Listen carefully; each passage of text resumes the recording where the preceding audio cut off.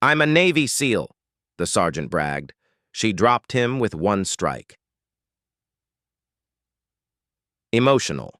The late afternoon sun was beginning its slow descent over the quiet suburban neighborhood, casting long shadows across the neatly manicured lawns and silently promising the approach of a peaceful evening.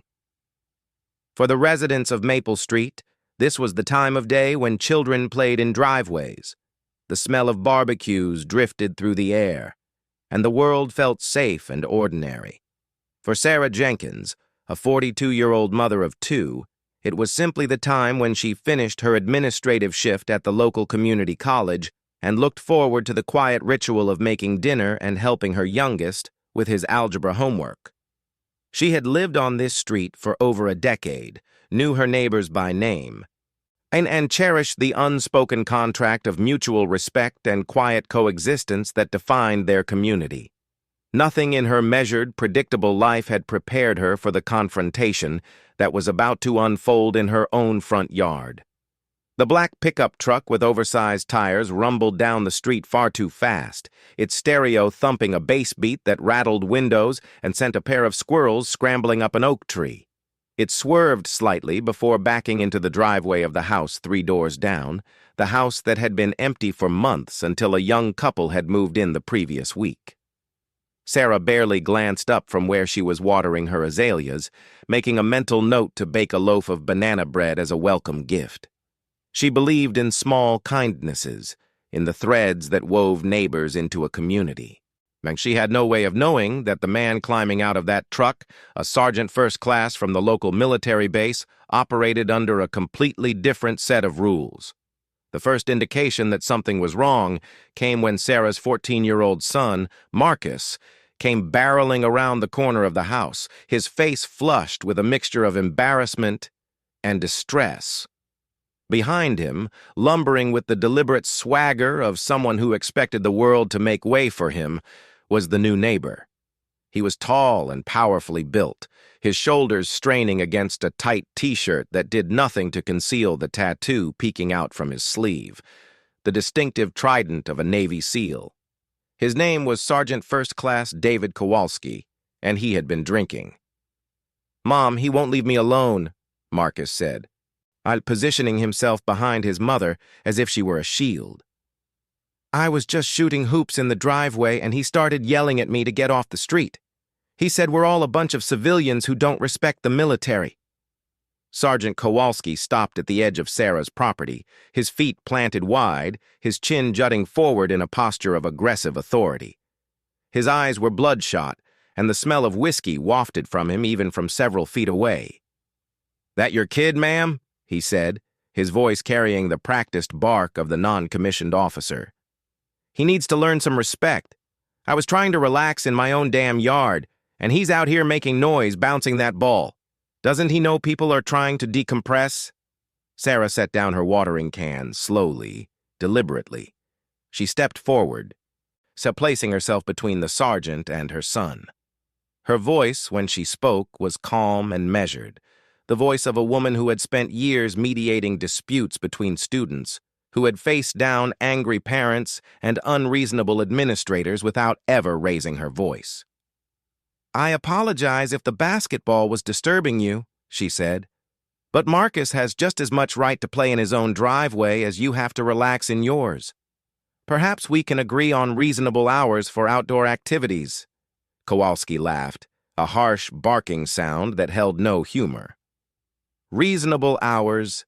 Lady, I've been in Fallujah. I've killed men with my bare hands. I've watched my buddies get blown to pieces. I don't need some soccer mom telling me about reasonable hours. I'm a Navy SEAL. You don't get to tell me what to do." The declaration hung in the air, and heavy and intimidating. It was the ultimate conversation stopper, the verbal weapon designed to silence any opposition, to remind civilians of their place in the hierarchy of sacrifice and service. Sarah had heard it before, in different contexts, the invocation of authority meant to end discussion, to establish dominance. She had seen it in the behavior of entitled students, in the posturing of colleagues who thought their degrees or positions made them superior. and she had learned, over a lifetime of quiet observation, that the loudest declarations of identity often masked the deepest insecurities. "I understand you've served," Sarah said, her voice still calm, but now carrying an edge that made Marcus glance up at his mother with surprise. "And I'm grateful for your service. Truly. But that doesn't give you the right to intimidate my son or to dictate how we live in our own home. I'm asking you politely to return to your property and to speak to us with respect." Kowalski stepped onto her lawn, crossing the invisible boundary that neighbors instinctively respected. His face was reddening, the alcohol and anger combining to cloud whatever judgment he might have possessed. "Respect? You want to talk to me about respect? I've earned respect. I've bled for this country. What have you done? Push papers at some community college?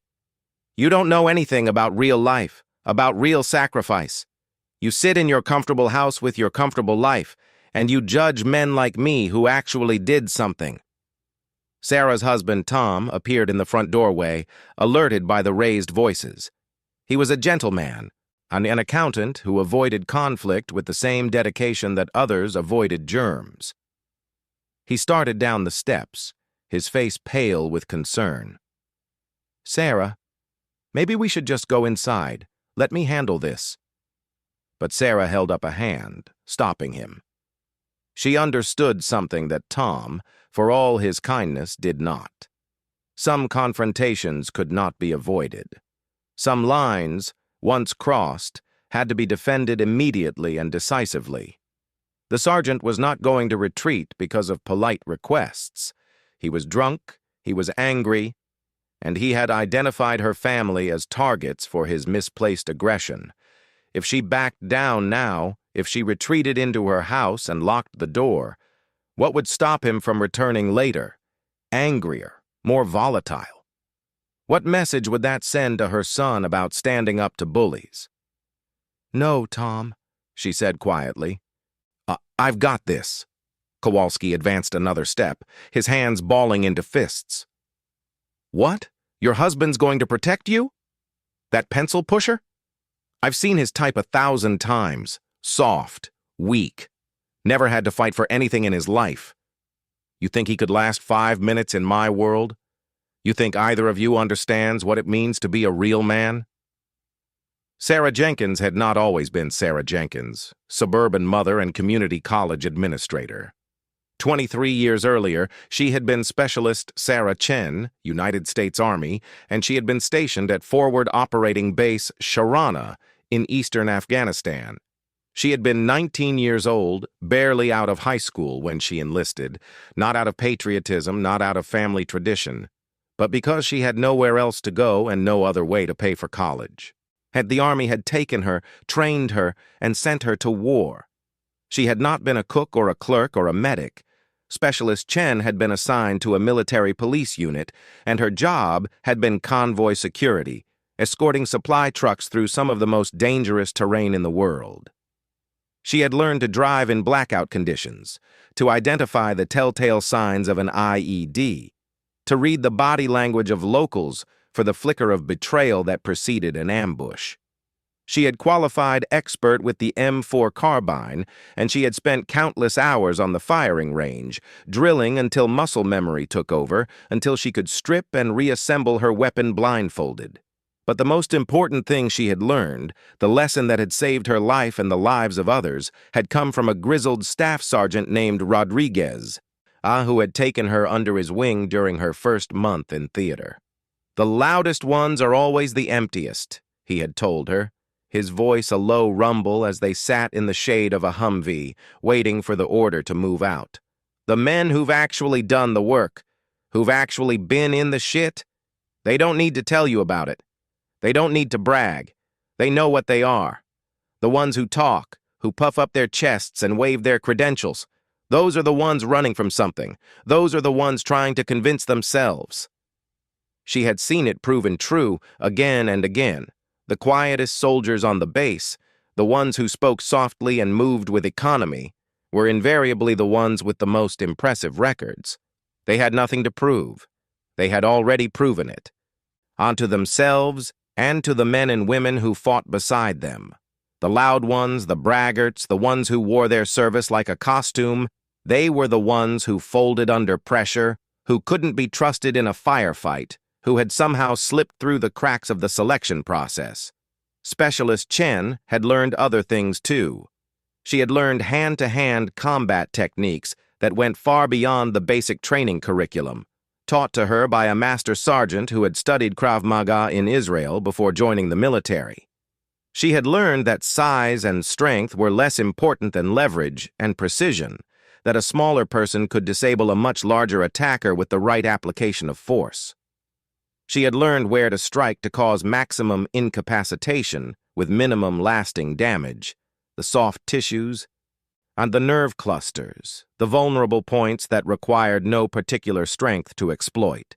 And she had learned, perhaps most importantly, that fear was a choice, not the absence of fear. That was impossible, and anyone who claimed otherwise was lying or insane. But the decision to act despite fear, to push through the paralysis of terror and do what needed to be done. She had learned that lesson in a narrow valley in eastern Afghanistan, when her convoy had been ambushed and the vehicle ahead of hers had been struck by an RPG. She had learned it as she dragged a wounded soldier from a burning truck, as bullets snapped past her head like angry insects, as she applied pressure to a severed artery and watched a young man's eyes go from terror to gratitude to something like peace. She had learned it, and she had carried it with her through the years, through the transition back to civilian life, through marriage and motherhood and the comfortable anonymity of suburban existence. Sergeant Kowalski, standing on her lawn, drunk and aggressive and shouting about his SEAL credentials, had no idea who he was dealing with. "I'm going to give you one more chance," Sarah said, her voice dropping so low that Marcus had to strain to hear it. "Step off my property, go home. Sleep it off. We'll forget this happened." Kowalski laughed again, but this time there was something uncertain in it, a flicker of confusion at her refusal to back down. "Or what? You'll call the cops? You think they'll do anything to me? I'm a decorated veteran. I've got connections. You're just a housewife. And nobody's going to believe you over me." Sarah's husband moved down the steps, his hand reaching for his phone. "That's it. I'm calling 911. "Call them," Kowalski sneered. "Go ahead. Tell them a Navy SEAL was mean to your wife. See how fast they hang up on you." He took another step forward, now less than 10 feet from Sarah, close enough that she could see the broken capillaries in his nose, the yellowing of his eyes, the slackness of his jaw that spoke of too many nights like this one. "Maybe what you need is a lesson in respect. Maybe what you need is for someone to show you what a real man looks like." Sarah's body moved before her conscious mind had fully processed the decision. 23 years melted away in an instant. She was no longer a mother standing in her front yard. She was a soldier facing a threat. Her training taking over, her muscles remembering what her mind had deliberately forgotten. She closed the distance between them in a single fluid motion, her left hand coming up to deflect the punch that Kowalski was already throwing, a clumsy telegraphed haymaker fueled by alcohol and rage. His fist sailed past her ear, and then she was inside his guard, too close for him to recover, too fast for his whiskey-slow reflexes to counter. Her right hand struck precisely, unerringly, at the point where his jaw met his neck, a targeted blow to the vagus nerve that she had practiced 1,000 times on training dummies, and once, in desperation, on a Taliban fighter who had grabbed her from behind during the ambush. The effect was instantaneous and dramatic. Kowalski's eyes went wide with incomprehension, his mouth opening as if to speak. But no sound emerged. His legs buckled, his body going limp as the nerve impulse short-circuited his motor functions, and he collapsed to the grass like a puppet with severed strings. For a long moment, no one moved. Sarah stood over the prone form of the sergeant, her breathing steady, her stance ready, waiting to see if he would rise, but he was done. He lay on his back, staring up at the darkening sky, his lips moving soundlessly, his body temporarily paralyzed by the precision of her strike. Tom stood frozen on the bottom step, his phone halfway to his ear, his face a mask of shock. Marcus stared at his mother as if seeing her for the first time. Sarah looked down at the man on her lawn, and she felt something unexpected, not triumph, not satisfaction, but a profound and aching sadness. She saw past the bluster and the bravado, past the drunken aggression and the pathetic attempts at intimidation. She saw a man who was broken, who was drowning, who had wrapped himself in the identity of a warrior because he had nothing else left. She had seen it before, in veterans who returned from war unable to shed the skin of combat, unable to find their place in a world that didn't understand them, unable to ask for the help they so desperately needed. "Tom," she said quietly, "call 911. Tell them we have a veteran in crisis. Tell them he needs help, not punishment." The police arrived within 10 minutes, along with an ambulance. Kowalski had regained some of his motor function by then, though he remained on the ground, too stunned and perhaps too ashamed to rise. The officers took statements, spoke with neighbors who had witnessed parts of the confrontation, and then reviewed the footage from Tom's doorbell camera. They looked at Sarah with a new respect when they learned her background, and they looked at Kowalski with something closer to pity.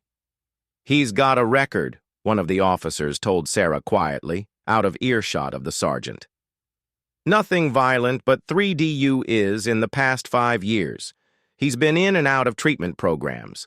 The military discharged him last year. Administrative separation, not medical. Word is he couldn't handle the transition. Couldn't handle being a civilian." Sarah nodded. She had suspected as much. The loud claims of SEAL status, the aggressive posturing, the need to dominate and intimidate, these were the behaviors of a man who had lost his identity, who clung to the memory of what he had been because he didn't know how to become something new. She had seen it in other veterans, men and women who had given everything to their country and received in return only the burden of memories they couldn't share and a society that didn't know how to welcome them home. As they loaded Kowalski onto a stretcher, his eyes found Sarah's.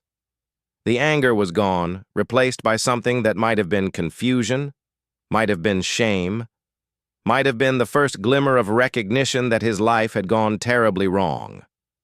She held his gaze for a long moment, and then she did something that surprised everyone watching. She walked over to the stretcher, placed her hand gently on his arm, and spoke to him in a voice so low that only he could hear. "I was in Afghanistan," she said. "MP unit, convoy security. I know what it's like. I know what you're carrying. But that doesn't give you the right to hurt people. Get the help you need. Really get it.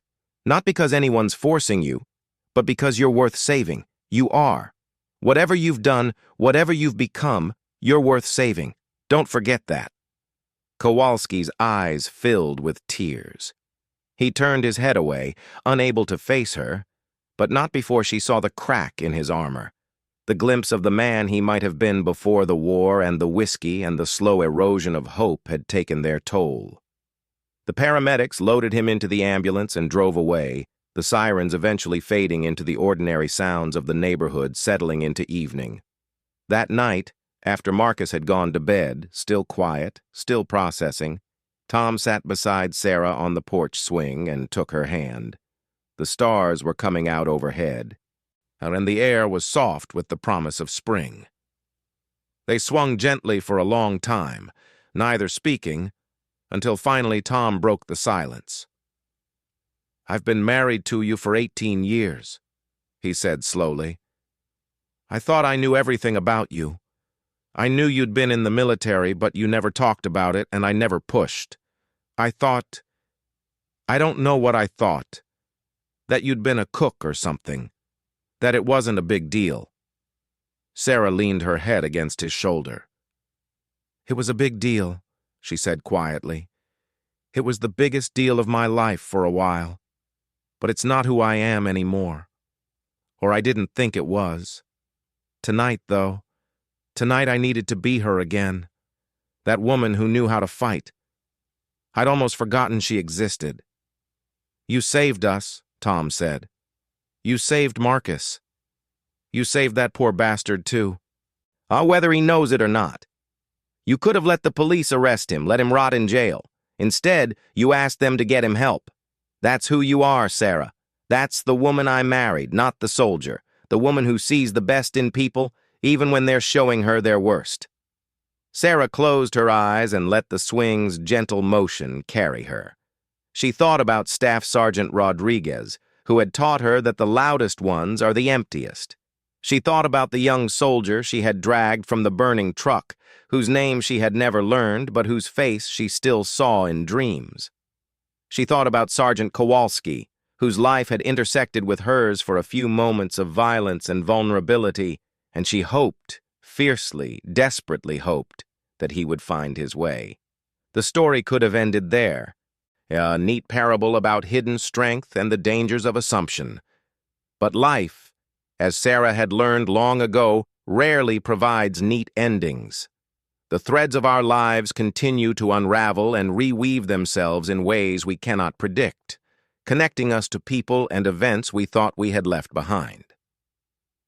3 months later, a letter arrived at Sarah's house. The return address was a VA medical center in a neighboring state, and the handwriting on the envelope was shaky, uncertain, as if the writer had struggled to control the pen.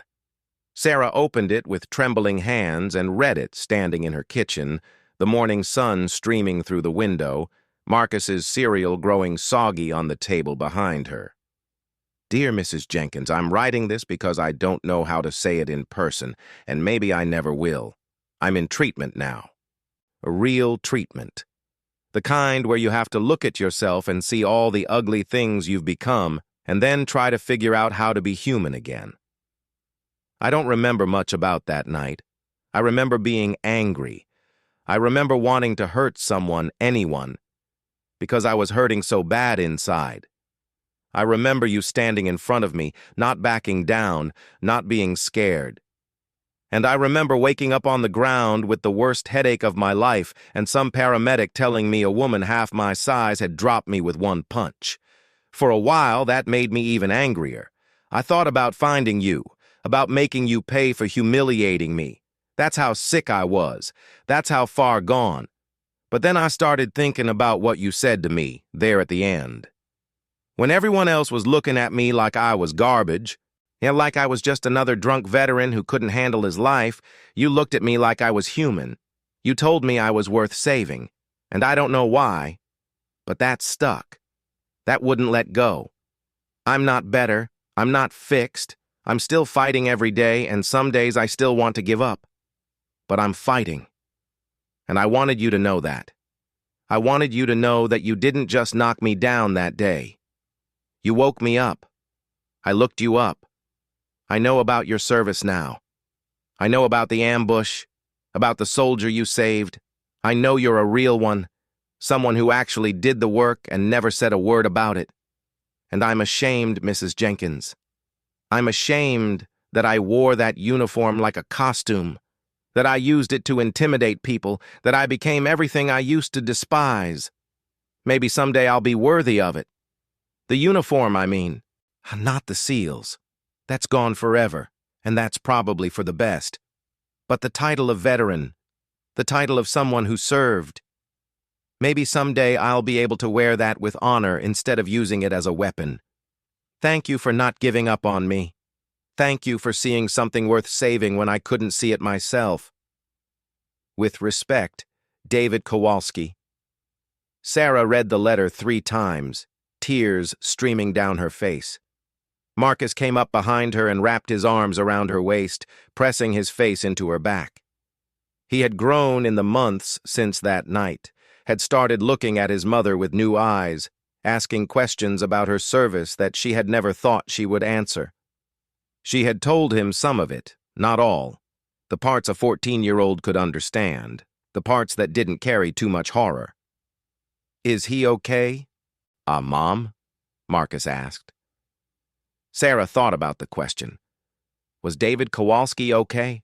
Probably not. Probably he would struggle for years, would face setbacks and relapses and days when the darkness threatened to swallow him whole. The wounds of war did not heal quickly or cleanly.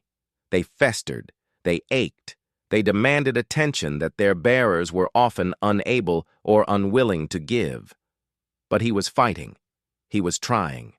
He had reached out, had taken the first impossible step toward acknowledging his brokenness and seeking help. And in doing so, he had given Sarah a gift she hadn't known she needed. Confirmation that her actions had mattered, that her words had landed, that the split-second decision to see a human being beneath the monster had not been naive or foolish, but profoundly right. "I think he's going to be okay," she said slowly. I think he's on his way." She folded the letter carefully and placed it in the drawer where she kept her most precious things. Marcus's baby pictures, her wedding rings on the nights she took them off to do dishes, the faded photograph of her squad taken in front of a Humvee in a country that most Americans couldn't find on a map. It belonged there, she decided. It was as much a part of her story as anything else. The neighborhood returned to normal after that night. The house 3 doors down stood empty for a few months before a new family moved in. A young couple with twins, too busy with babies to bother anyone. Sarah baked them banana bread and welcomed them to the street and never mentioned the man who had lived there before. But something had changed in Sarah, or perhaps something had been restored. She started talking more openly about her service, not bragging, not seeking attention, but simply acknowledging that part of her life when it came up naturally. She joined a local veterans group, attended meetings when she could, listened to the stories of men and women who were struggling with the same transitions she had navigated years ago. She didn't offer advice unless asked, didn't lecture, didn't pretend to have answers. She just showed up, just listened, just let them know they weren't alone.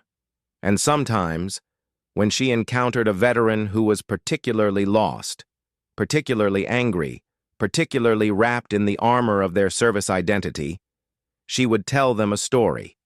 She would tell them about a drunk sergeant who had stood on her lawn and bragged about being a Navy SEAL, and about the strike that had dropped him to the ground, and about the letter that had come months later, proof that even the most broken among us could find a path back to humanity. She would tell them that the loudest ones are always the emptiest, that real strength doesn't need to announce itself, that the uniform, whether worn for 4 years or 40, is a sacred trust, not a license to intimidate. And she would tell them always that they were worth saving. Whatever they had done, whatever they had become, whatever darkness they carried in their hearts. Some of them believed her, some of them didn't.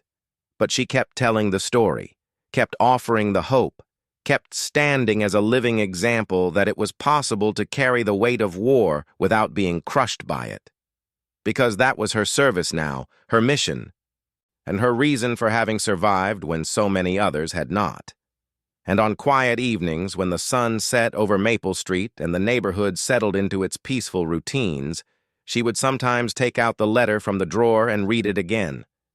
She would remember the look in David Kowalski's eyes as they loaded him into the ambulance, the crack in his armor, the glimpse of the man he might become.